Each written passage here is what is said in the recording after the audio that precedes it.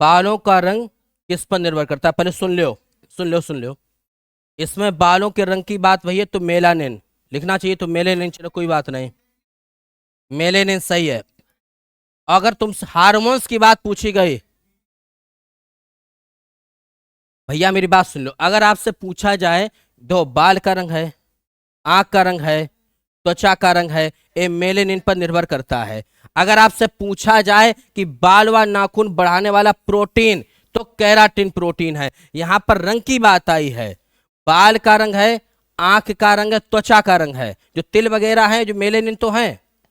तो बाल का रंग, आंख का रंग और त्वचा का रंग, अंग्रेजन के बार भूले होता है, हमने मेलेनिन की कमी होती है। तो बिल्कुल गलत नहीं है, बिल्कुल सही, कंफ्यूज में मत पड़ो, ठीक भाई। बालों का रंग अगर पूछा जाए तो मेलेनिन, हार्मोन्स पूछा जाए, और बाल और नाखून बढ़ाने वाला प्रोटीन पूछा जाए, तो आप बताएंगे केराटिन प्रोटीन। ये है अंतर, क्लियर। अगला क्वेश्चन नंबर 12, भारत की पहली ग्रेजुएट स्नातक महिला कौन थी? भारत की पहली ग्रेजुएट स्नातक महिला, बताओ कितना बड़ा क्वेश्चन। कादम्बिनी गांगुली। आजकल कोई वैल्यू है इनकी? कोई वैल्यू नहीं। तो कितने ग्रेजुएट पहले हैं? तो मैं एक चीज और बता दें, आधे लोगों ने, जितने लोग बैठे हैं इनमें 90% लोगों, नहीं 99% लोग जाने मालूम है बीएससी और बीए काय मारी करी। मानो तुमने काय मारी बीए करी, बताओ काय मारे करी थी? तुमने बीएससी काय मारे करी? ब्याह हो जाए जाके मारे। भारतीय कांग्रेस के पहले मुस्लिम अध्यक्ष बदरुद्दीन, इनके 5 अध्यक्ष सभी लोग बताए हुए हैं। भारतीय कांग्रेस के पहले मुस्लिम अध्यक्ष कौन थे? बदरुद्दीन तैयब जी। बने कहां थे?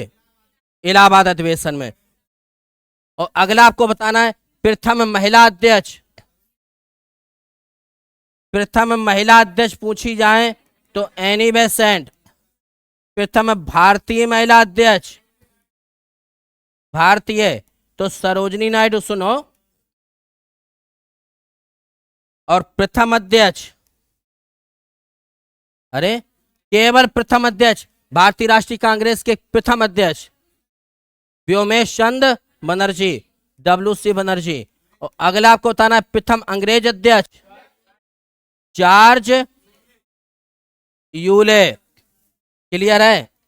प्रथम मुस्लिम अध्यक्ष बदरुद्दीन तैयब जी, प्रथम महिला अध्यक्ष एनी बेसेंट, प्रथम भारतीय महिला अध्यक्ष सरोजनी नायडू, प्रथम अध्यक्ष व्योमेश चंद्र बनर्जी, और प्रथम अंग्रेज अध्यक्ष कौन है? George Yule. क्वेश्चन नंबर अगला 14 बताओ कि निम्नलिखित में से किसे पूर्व का बोस्टन कहते हैं? क्यों कहते हैं? देखो यहां पहली बात सुन लो, पूर्व का बोस्टन बोला जाए या मैनचेस्टर बोला जाए, तो किसको बोला जाता है? अहमदाबाद को। अहमदाबाद किस वजह से कहते हैं कि अहमदाबाद जो है बहुत बड़ा औद्योगिक नगर भी है, और औद्योगिक नगर के साथ साथ यहाँ पर सूती कपड़े का काम भी होता है, इस वजह से इसको बोस्टन बोलते हैं। हकीकत बात है कि बोस्टन शहर असली कहाँ है? असली बोस्टन शहर कहाँ है? अमेरिका में, क्योंकि बोस्टन टी पार्टी घटना अमेरिका की थी, तो बोस्टन जो है वो अमेरिका में है। तो जिस तरीका से बोस्टन में एक काम होता है, उसी तरीका से भारत के अहमदाबाद में होता है, इसलिए बोला हमने कौन सा, भारत का बोस्टन। अफ्रीका के काला हरी मरुस्थल में कौन सी जनजाति पाई जाती है? बुशमैन। अब डिटेल से बताओ जरा थोड़ा। सबसे पहले बताओ जरा ध्यान से कि काला हरी मरुस्थल उत्तरी अफ्रीका में है कि दक्षिण अफ्रीका में? दक्षिण अफ्रीका में। काला हरी मरुस्थल उत्तरी अफ्रीका में कि दक्षिणी? चलो ये मरुस्थल हो गया दक्षिण अफ्रीका में, ठीक। और ये दक्षिण अफ्रीका में स्थित है। यहाँ पर कौन सी जनजाति पाई जाती है? बुशमैन। अगला आपको बताना है, सहारा मरुस्थल कहाँ स्थित है? सहारा मरुस्थल कौन से अफ्रीका में? उत्तरी अफ्रीका में। और यहाँ कौन सी जनजाति? मसाई। अगला आपको बताना है कि पिग्मी जनजाति कहाँ पाई जाती है? कांगो बेसिन में पाई जाती है, साथ में केन्या में पाई जाती है, और यही जनजाति कहाँ आवास बनाती है? छोटे होते हैं ये पेड़ों पर। कहाँ पर? ठीक, पेड़ों पर, पेड़ों पर। अच्छा, बद्दू जनजाति कहाँ पाई जाती है? बद्दू अफ्रीका में नहीं है, अरब जो देश हैं उनमें मरुस्थलीय जनजाति होती है, मरुस्थलीय। एक देश बनाइए जो कई देशन में मरुस्थलीय जनजाति है, पहली बात ध्यान रखना।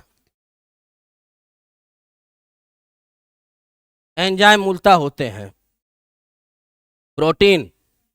जरा सुनो भैया, चाहे एंजाइम्स पूछे जाएं, चाहे हार्मोन्स पूछे जाएं, हमारे शरीर में जो भी एंजाइम्स होते हैं, जो भी हार्मोन्स होते हैं, वो रासायनिक दृष्टि से, केमिकल दृष्टि से प्रोटीन हैं। लेकिन अगर क्वेश्चन ये पूछा जाए कि हार्मोन्स या एंजाइम्स का अनिवार्य तत्व क्या है, तो नाइट्रोजन, तो नाइट्रोजन है, क्योंकि सभी प्रोटीन में नाइट्रोजन होना अनिवार्य है। ठीक, तो नाइट्रोजन पूछा जाएगा। अगर आपसे पूछा जाए कि प्रोटीन की इकाई क्या है, तो अमीनो अम्ल है।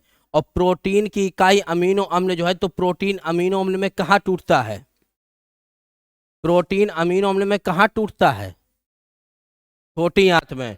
और कौन सा एरेप्सिन, कौन तोड़ता है इसको? एरेप्सिन तोड़ता है। ठीक, क्वेश्चन नंबर 17 बताओ। अभी बता ही चुके, किस अधिवेशन में नरम दल और गरम दल में विभाजन हुआ था? वही है, अभी बताया था, सूरत अधिवेशन 1907 गुजरात। तो जहाँ में कोई खास बात नहीं है। अगला, भारतीय उपमहाद्वीप में कृषि के प्राचीनतम साक्ष्य कहाँ से प्राप्त हुए थे? मेहरगढ़। ये मेहरगढ़ कहाँ पड़ता है? पाकिस्तान में पड़ता है। अब अच्छा, एक और बताओ, हम 5 साक्ष्य पूछ रहे तुमसे। कृषि के प्राचीनतम साक्ष्य तो हो गए मेहरगढ़ में। मानव जाति का प्राचीनतम साक्ष्य, मानव जाति का प्राचीनतम साक्ष्य नर्मदा घाटी से मिला था। किसका? सुनो, मानव जाति का प्राचीनतम साक्ष्य मिला था नर्मदा घाटी से।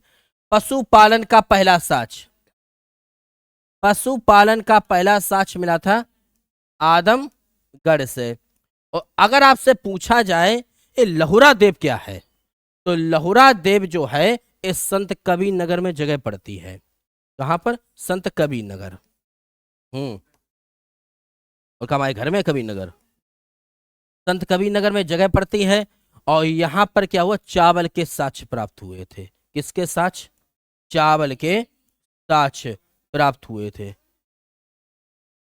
ठीक, और जो अतरंजी खेड़ा है, अतरंजी खेड़ा, यहां से लोहे के साक्ष्य प्राप्त हुए थे, एटा में पड़ता है। ध्यान रखना, मानव जाति का मानव मर्द होता है, तुम नर्मदा घाटी। पशुपालन का, पशुपालन कौन करता है? आदमी करता है, तो आदमगढ़। ठीक है, कृषि के साक्ष्य मेहरगढ़, और लहुरा देव से चावल के साथ संत कबीर नगर, अतरंजी खेड़ा एटा से लोहा के साक्ष्य प्राप्त हुए।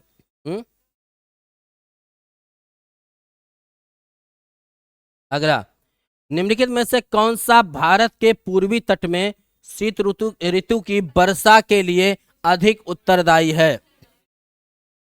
अच्छा, पहले एक चीज समझियो, शीत ऋतु में जो वर्षा होती है, इसके ऊपर 4 प्रकार के क्वेश्चन तुमसे पूछ सकता है। अब इसके बाद हम कठिन क्वेश्चन पूछना शुरू करें। पहला क्वेश्चन सुन लो। पहला ये पूछ सकते हैं कि ये है पूरब, ये पश्चिम हुआ, ये उत्तर और ये दक्षिण। ध्यान सुनना, जो अब उत्तर पूर्वी मानसून का मतलब ये हुआ कि अबे हम लोग तो उत्तर पूर्वी भारत में रहते, उत्तर प्रदेश वाले। अब इसके बाद ये कि जो मानसून जो है सर्दियों में वापस लौटता है, और जब वापस लौटता है तो अपने यहाँ होती सर्दी। इस मानसून को क्या बात करें भाई? उत्तर पूर्वी मानसून बोलते हैं। उत्तर पूर्वी मानसून को ही लौटता हुआ मानसून बोलते हैं। अगर आपसे पूछा जाए कि लौटता हुआ मानसून किन 2 राज्यों में वर्षा करता है, तो तमिलनाडु और केरल, नहीं, पंजाब। तमिलनाडु और पंजाब में वर्षा करता है। लौटता हुआ मानसून किस तट पर वर्षा करता है? तो कोरोमंडल, कोरोमंडल तट पर, कोरोमंडल तट पर वर्षा करता है। ये ध्यान रखना, तट पूछा जाए तो कोरोमंडल तट, और सर्वाधिक वर्षा पूछे तमिलनाडु, और शायद हमने कहीं आज पढ़ा भी है कि कहीं बाढ़ आ आई है अखबार में, तमिलनाडु वगैरह में लिखा था। अरे अमर उजाला हमने पढ़ी है कि तमिलनाडु में बाढ़ से क्या कुछ हुआ, तो जैसे शीतकालीन वर्षा चल रही बन पाए, अमर उजाला में पढ़ी हो जाएगी आज। कोडरमा किस खनिज के लिए प्रसिद्ध है?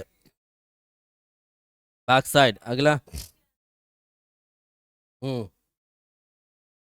पहली बात सुन लो, कोडरमा जो है किस जगह पड़ता है? कोडरमा पड़ता है झारखंड में, ये जिला है झारखंड का, और इस जिला को अभ्रक की राजधानी कहते हैं, अभ्रक की राजधानी। ये तो ही रखा है। चलो आगे, अब क्वेश्चन अब वैसे बोल रहे। अरे यार सब समझ नहीं, हम बोल रहे तो